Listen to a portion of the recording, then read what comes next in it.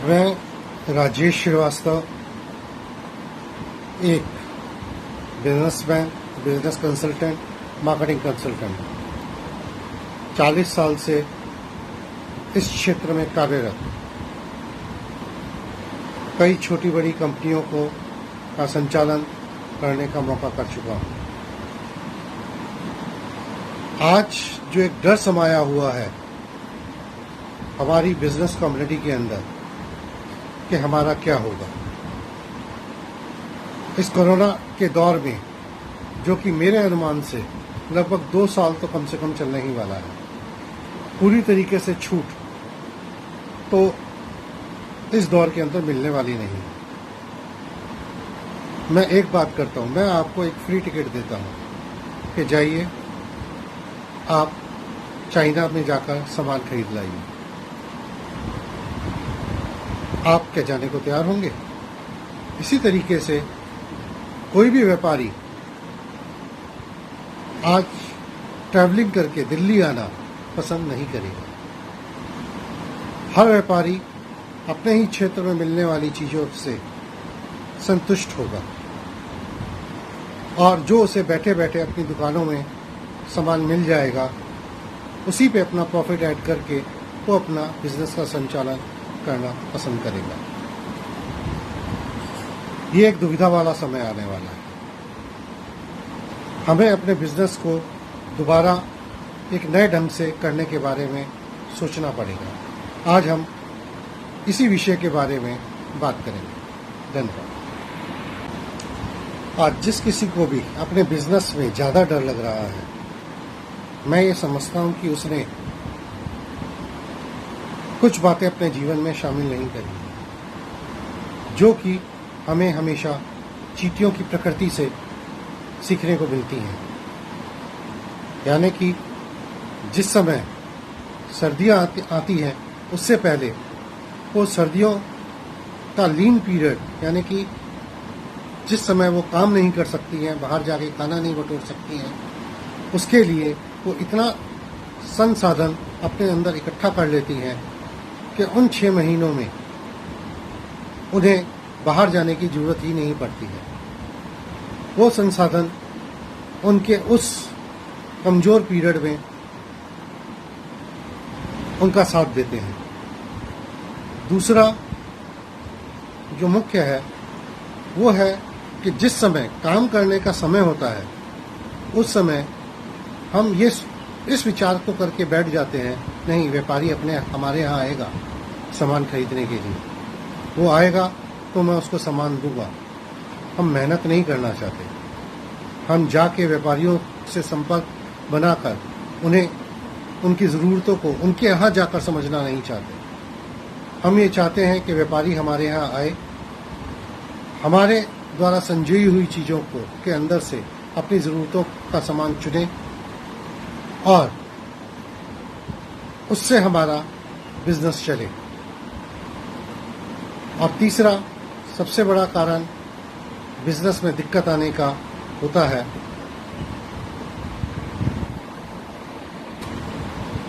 कि तीसरा कारण जो सबसे बड़ा होता है वो होता है हम अपने बिजनेस में एक ऑपरेटर की तरीके से काम करते हैं।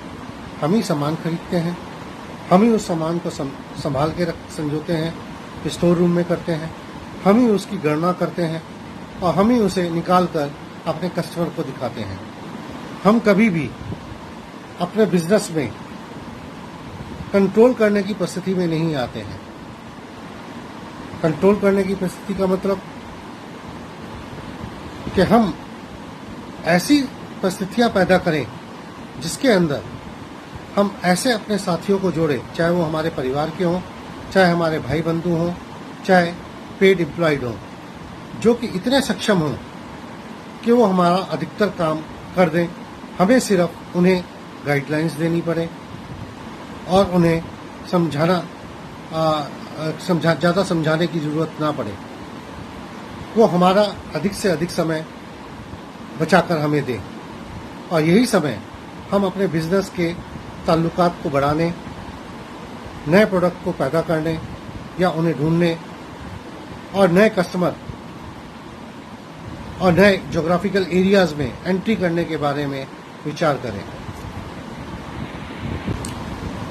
आज के लॉकडाउन पीरियड ने हर जने को, चाहे वह व्यापारी है, चाहे मध्यम वर्गीय है, चाहे एक बड़ा बिजनेसमैन है, सबको एक बात तो बड़ी अच्छी तरीके से समझा दी है कि हमारे असलियत में खर्चे बहुत कम हैं। हम अपने आराम को बढ़ाने के लिए, अपनी दुविधाओं को घटाने के लिए, अपनी मेहनत को कम करनी पड़े इसके लिए, और हमारा समाज में प्रतिष्ठा और मान बढ़े इसके लिए अधिकतर पैसा खर्च करते हैं। आज जो समय पैदा हुआ है उसके अंदर सबसे ज़्यादा कमी पैसे की आने वाली है। इस पैसे की कमी को हम कैसे पूरा कर सकते हैं, नेक्स्ट टॉपिक पे हम इसके बारे में बात करते हैं। लॉकडाउन में धीरे धीरे कुछ ढील मिलनी शुरू हुई है। आने वाले कुछ दिनों में कुछ और ढील मिलेगी, पर इस ढील का मतलब ये नहीं कि व्यापारी वर्ग या कस्टमर आपकी दुकान पर चल के आएगा। आपको कुछ समय मिलेगा अपने आप से बात करने का, अपने बिजनेस से बात करने का, अपने लोगों से बात करने का, अपने यहाँ रखी हुई चीज़ों से बात करने का। ये समय अपने लिए है। इस समय को अपने लिए उपयोग कीजिए। पहले चरण में आप सबसे पहले अपने गोडाउन की सफाई कीजिए। गोडाउन की सफाई करने के बाद गोडाउन की स्टॉक टेकिंग कीजिए और देखिए कि कौन कौन सा ऐसा माल है या कौन कौन सा ऐसा ना बिका हुआ माल है जो कि आपके पास बरसों से पड़ा हुआ है। ना तो आपके लड़कों का ध्यान उस तरफ जाता है, ना ही आपका ध्यान उस तरफ जाता है, क्योंकि आपका व्यापार चल रहा है, आपको प्रॉफिट हो रहा है और आपको इस माल की तरफ ध्यान देने की ज़रूरत नहीं महसूस हो। आज आपको पैसे की ज़रूरत है और ये पैसा आपके गोडाउन में ही पड़ा है। सिर्फ आपको इस पैसे को निकालकर बाहर लाना होगा। जैसे नोटबंदी के टाइम पे घर की महिलाओं ने अपने आटे के कंटेनर से, अपने दालों के कंटेनर से, अपने साड़ियों के तहों से, अपने संदूक के नीचे से, बिस्तर के नीचे से, जगह जगह से दबे हुए पैसे निकालकर आपको दिए और आपका काम चला। अब यही समय दोबारा आया और ये पैसा आपकी महिलाएं नहीं लाके देंगी आपको, ये आपको अपने गोडाउन से निकालना पड़ेगा। मेरा मानना यह है कि हर एक के गोडाउन में कई माल ऐसे होते हैं जो कि बरसों से दबे पड़े हुए होते हैं, या तो उनकी पैकिंग टूट जाने के कारण, या ओल्ड फैशन हो जाने के कारण, या कुछ ना कुछ उसके अंदर कमी आ जाने के कारण। मैं आपको ये सलाह देता हूं कि आप सबसे पहला काम ये कीजिए कि गोडाउन की सफाई कीजिए, गोडाउन के एक एक माल का निरीक्षण कीजिए और उसमें से जो माल दोबारा बिक सकने वाला हो उसको रिकंडीशन करके अपने यहाँ बेचने के लिए तैयार कीजिए। यकीन मानिए ये वो पैसा होगा जो आपके इस लॉकडाउन पीरियड के लॉस को कवर कर देगा। जितना भी स्टाफ है, जो उसमें से ज़रूरी है, जो इंटेलिजेंट है, जो आपकी मुश्किलें बढ़ाता नहीं है, आपकी मुश्किलों को कम करता है, जिसमें अपनी समझ लगाने की ताकत है, उसको काम पे लगाइए और उससे इस माल को इस रूप में दोबारा परिवर्तित करवाइए ताकि इसका मूल्य आपको मिल सके। दूसरा जो सबसे बड़ी चीज़ आपको करनी पड़ेगी वो ये है कि कोई ना कोई डिजिटल मीडिया का ऐसा साधन आपको अपनाना पड़ेगा, ऐसा सॉफ्टवेयर अपनाना पड़ेगा, ऐसी लिस्ट तैयार करनी पड़ेगी, ऐसे एक्सेल सीट तैयार करनी पड़ेगी, या आपको YouTube का चैनल बनाना पड़ेगा जिससे अपने माल को आप बिना कस्टमर के आए कस्टमर तक पहुंचा सके। कस्टमर अपने यहाँ बैठे बैठे उस माल को देख सके, उसके बारे में अनुमान लगा सके कि ये माल कैसा है और आपको उसके लिए ऑर्डर दे सके। अगर आप बहुत समृद्ध व्यापारी नहीं हैं, आपके पास धन की अपूर्व संपदा नहीं है, आपके पास पूरा नेटवर्क नहीं बना हुआ,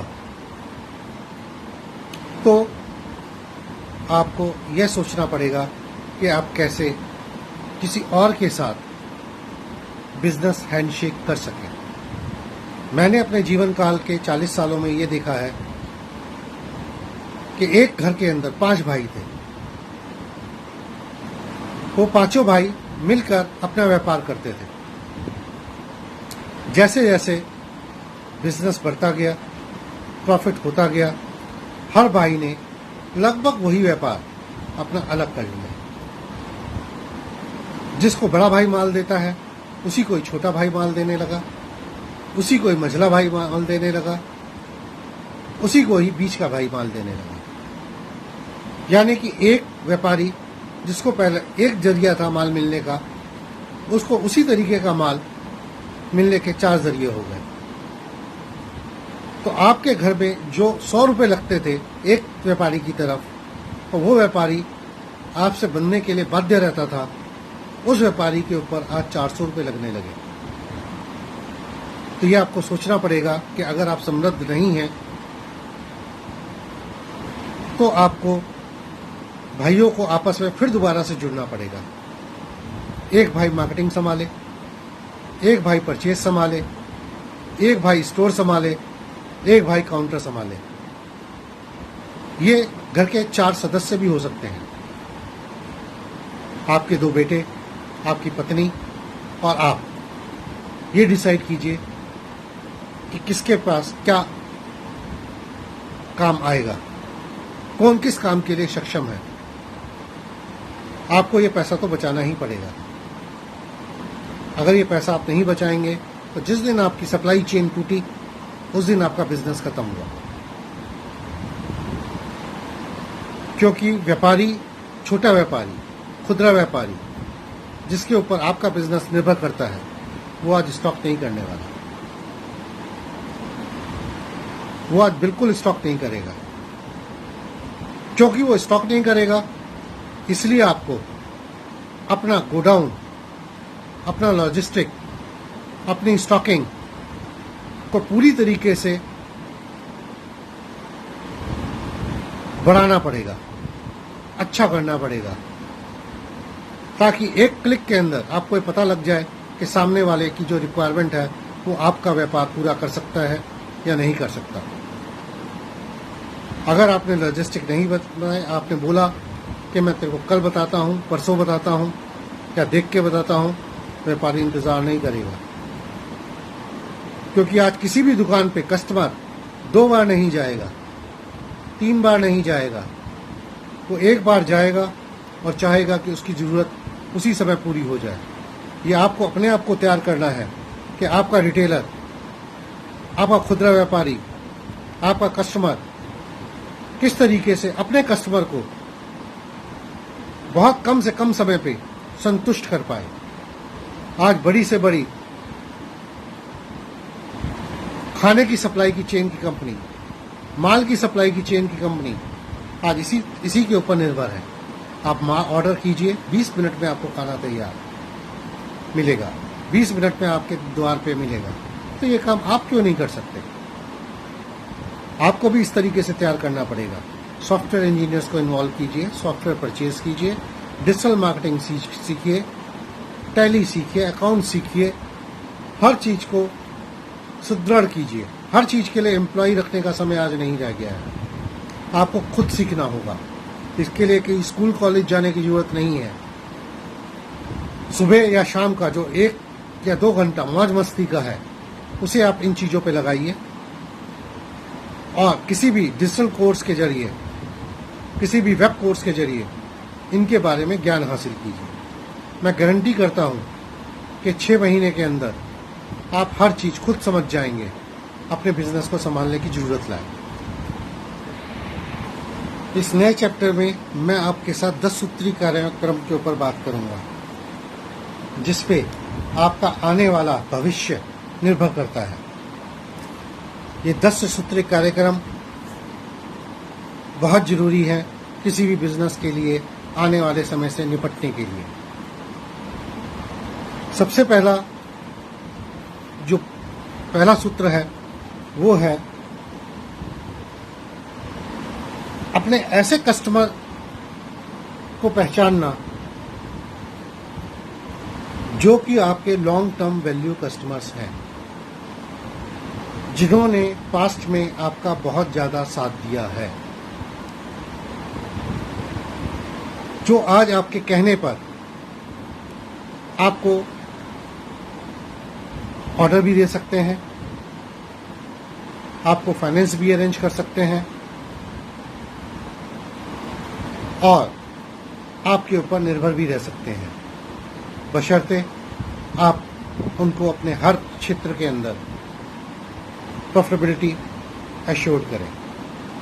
तो आपके हर बिजनेस में कोई ना कोई लॉन्ग टर्म वैल्यूड कस्टमर होता है, उसे पहचानिए और उसकी इज्जत अपने मन में, अपने बिजनेस में बढ़ाइए। दूसरा सूत्र जो मैं आपके साथ डिस्कशन करना चाहता हूं वो है इन्वेंट्री। जैसा मैंने पहले भी डिस्कशन किया कि आपके गोडाउन में बहुत सा ऐसा माल होगा जो कई वर्षों से बिना बिके पड़ा हुआ होगा, उसे निकालिए, उसकी कीमत डिसाइड कीजिए और उसे कोशिश कीजिए जो भी उसको ले सकता है उसको कैश टर्म्स के अंदर, हो सके तो कैश टर्म्स के अंदर, नहीं तो जिस भी टर्म्स के अंदर हो सकता है उसे बेच के अपनी इन्वेंट्री को कम कीजिए। उसके बाद केवल वही इन्वेंट्री रखिए जो इन्वेंट्री की सर्कुलेशन आपके पास फास्ट हो।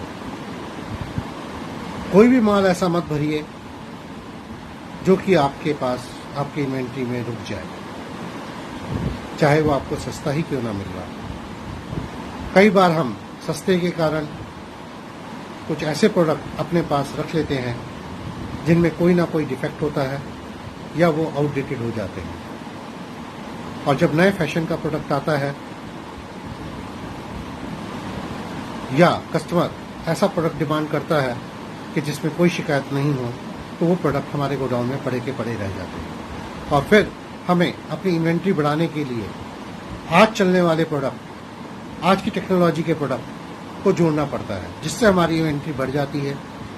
इन्वेंट्री बढ़ जाने से हमारा पैसा ब्लॉक हो जाता है, क्योंकि पैसा आपके ही गोडाउन में ब्लॉक है, आपके ही स्टोर्स में ब्लॉक है, इसलिए आप किसी से इसकी शिकायत भी नहीं कर सकते हैं। अगर आप जिसने आपको सप्लाई दी उसका पैसा डिले करते हैं तो आपकी क्रेडिबिलिटी इन क्वेश्चंस आती है।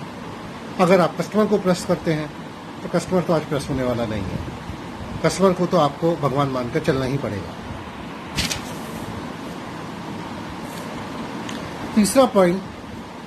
तीसरा जो सूत्र है वो है कि कस्टमर की फीडबैक। मेरा मानना यह है कि हम एक बारी माल सप्लाई करने के बाद कस्टमर से पूछने से डरते हैं कि भाई माल कैसा लगा। कहीं वो, वैसे तो अधिकतर लोगों की आदत ये होती है कि पूछने पे वो शिकायत ही करते हैं, पर फिर भी पूछना हमारा अधिकार क्षेत्र में आता है, क्योंकि जब आप 10 लोगों से पूछोगे तो उसमें से कम 4 लोग तो सच बोलेंगे ही। उन 4 लोगों के सच के ऊपर आपके आगे का स्ट्रेटेजी डिसाइड करेगी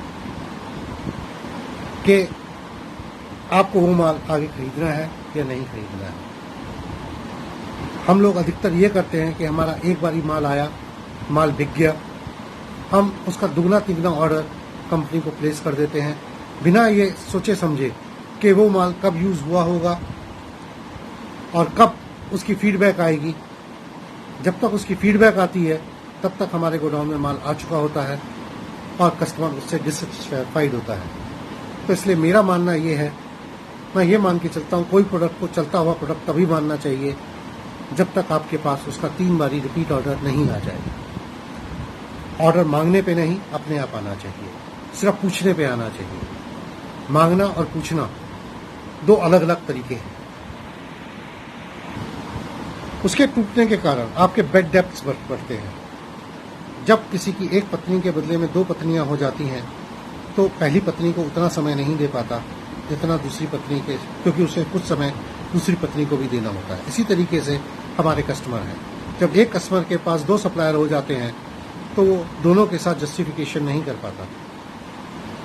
वो एक कस्टमर का तो पैसा रोकेगा ही रोकेगा, कभी आपका रोकेगा, कभी उसका रोकेगा। इससे बैड डेब्ट्स बढ़ते हैं। आपको इस बैड डेब्ट से बचना है। कोई भी माल बिना ऑर्डर के मत भेजिए। पेमेंट के लिए समय पे तकाजा करते रहिए।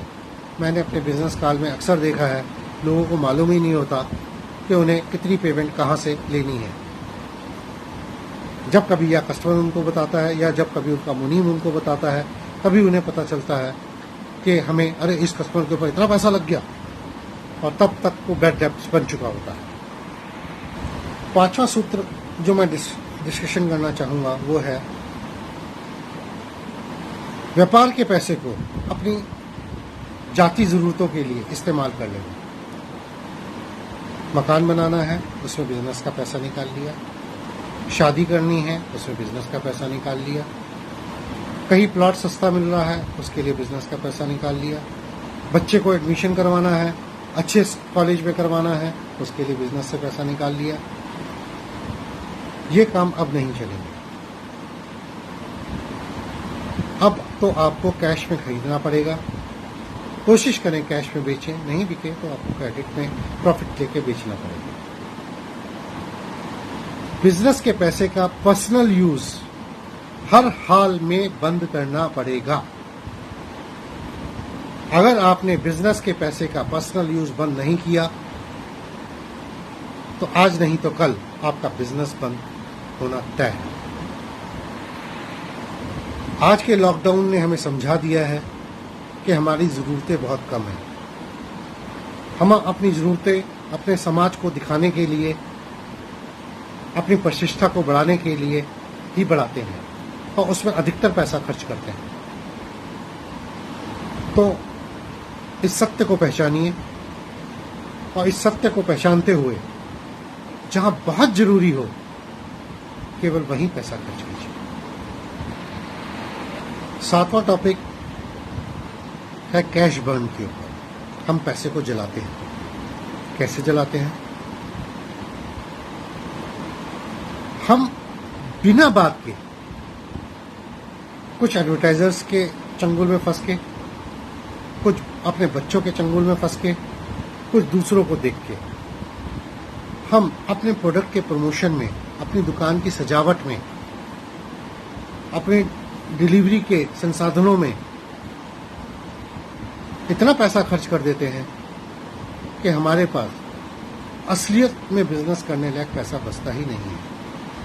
मैंने कई बार देखा है कि प्रोडक्ट आया नहीं, उससे पहले ही साल भर में जितनी प्रोडक्ट की रेवेन्यू जनरेट होनी है उससे ज़्यादा का हम एडवर्टाइजमेंट कर बैठते हैं। दुकान खुली नहीं, उससे कमाई हुई नहीं। हम समाज को दिखाने के लिए, मार्केट को दिखाने के लिए, अपने बिजनेस कुलीग्स को दिखाने के लिए दुकान पे इतना पैसा खर्च कर देते हैं कि बाद में हमें ब्रेक इवन अचीव करने में काफ़ी समय लग जाता है। तो इसलिए अपने पैसे को जलाइए मत। पैसे को जहां उपयोग करना है वहां पे उपयोग कीजिए। 8वां सूत्र, उनके ऊपर ध्यान देना, उनको इज्जत देना, उनका मान सम्मान रखना जो आप पे पैसा लगा रहे हैं।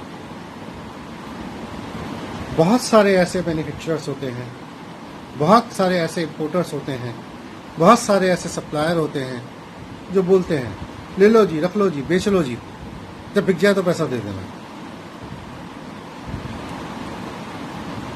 ऐसे लोग जो आपके ऊपर पैसा इन्वेस्ट करते हैं वो क्यों करते हैं? क्योंकि उन्हें कुछ आपसे ऐसी चीज बिकवानी है जो खुद नहीं बेच पा रहे, और ऐसी चीजों के चंगुल में फंसकर आप आगे भी उधार दे बैठते हैं, जिसके कारण आपके व्यापार में दिक्कतें आनी स्टार्ट हो जाती हैं। ध्यान दीजिए, जो भी आपके ऊपर पैसा लगा रहा है, पैसा लगाए और उन चीजों के ऊपर लगाए जो चीजें बिकती हैं। जो चीजें नहीं बिकती या जिनको बेचने में मेहनत करनी पड़ती है, जिनको बेचने में पैसा रुकता है, उन चीज़ों से बचें। 9वां सूत्र है, आपको इस बात पे ध्यान देना कि कस्टमर आपके पास क्यों आए। कस्टमर सिर्फ 5 बातों के कारण आपके पास आता है। पहली बात, आपके व्यवहार के कारण। आपका व्यवहार मीठा है किसी दूसरे दुकानदार के मुकाबले, तो वो आपके पास आएगा। दूसरा, आपसे मिलने वाले उधार के कारण। दूसरा जना वही प्रोडक्ट कैश में बेचता है, आप उसी प्रोडक्ट को उधार में बेचते हैं, तो इसलिए कस्टमर आपके पास आएगा। तीसरा कारण, आपके पास ऐसा प्रोडक्ट होना जो कि टेक्नोलॉजिकली क्वालिटी वाइज दूसरे प्रोडक्ट से अच्छा है, तो कस्टमर आपके पास आएगा, क्योंकि उसे उस टेक्नोलॉजी का प्रोडक्ट, उतना अच्छा प्रोडक्ट किसी और दुकान पे नहीं मिलता है। चौथा कारण, आप के बारे में मार्केट में क्या ख्यालात हैं, मार्केट आपके बारे में क्या कहती है। एक कस्टमर जो कि आपकी हर किस्म की सर्विसेज से खुश है, वो 4 कस्टमर को आपके साथ जोड़ता है, इसलिए कस्टमर आपके पास आएगा। 5वां कारण है सर्विस। किसी का कस्टमर आज किसी के पास भी रुकता नहीं है, खास तौर से रिटेल कस्टमर। आप तो होलसेल कर रहे हैं, पर कभी आपने रिटेल किया है? कितने नखरे होते हैं रिटेलर्स। रिटेल काउंटर पे जो कस्टमर आता है, उसे 100 तरीके से कस्टमर को सेटिस्फाई करना पड़ता है। अगर आपकी सर्विस की कमी के कारण वो अपने कस्टमर को सर्विस नहीं दे सका, तो वो आपसे आगे माल नहीं खरीदेगा। वो 1 पैसा 2 पैसा महंगा खरीद लेगा, खराब व्यवहार सह लेगा, लो टेक्नोलॉजी का प्रोडक्ट भी ले लेगा, मार्केट के बारे में जिस कस्टमर के, जिस सप्लायर के या जिस बिजनेसमैन के बारे में विचार अच्छे नहीं है, उससे भी माल ले लेगा, अगर उसे माल समय पे मिल रहा है, जिस समय चाहिए उस समय मिल रहा है। तो सर्विस बहुत ज़्यादा इम्पोर्टेंट है। अपनी सर्विस को बढ़ाइए, सर्विस को इम्प्रूव कीजिए, सर्विस पे ध्यान दीजिए। 10वां सूत्र है प्लानिंग। आपको ये प्लानिंग करनी होगी कि आप आज क्या कर रहे हैं, कल क्या करना चाहते हैं और परसों क्या करना पड़ेगा। अधिकतर बिजनेसमैन सिर्फ आज पे ही जीते हैं। भाई आज मेरा बिजनेस अच्छा चल रहा है, कल क्या होगा देखा जाएगा, परसों की तो क्या सोचना। सोचिए, ग्रीटिंग कार्ड चलते थे, बंद हो गए, मोबाइल ने उन्हें बदल दिया। सीडीज चलती थी, बंद हो गई, पेन कार्ड ने उन्हें बदल दिया। पेन कार्ड चलते थे, मेमोरी कार्ड ने उन्हें बदल दिया। इसी तरीके से दुनिया भर के कारण आपको मिल जाएंगे कि जो आज चल रहा है वो कल नहीं चलेगा।